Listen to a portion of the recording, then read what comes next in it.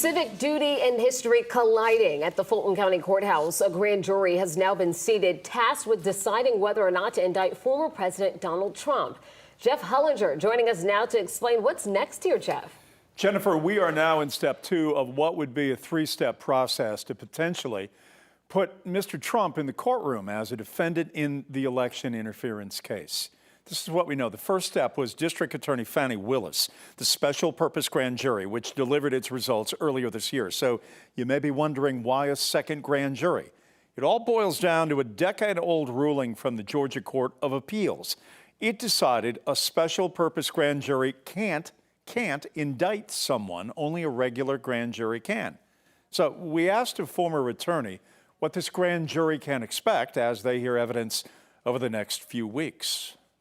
So they have to be convinced more than what they would ordinarily need to be convinced if you're putting up an armed robbery or a burglary or a drug dealing case. And so, yes, you want to cross every T, dot every I, and you want to call as many witnesses as necessary to make sure that you've proven your case in front of that grand jury.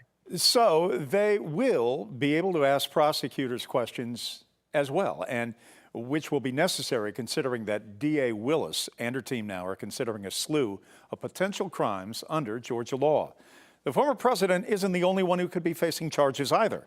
Prosecutors told allies like the former attorney of the former president, Rudy Giuliani, the mayor of New York at one time, he is the target of the investigation, as are remaining fake GOP electors who haven't already taken plea deals.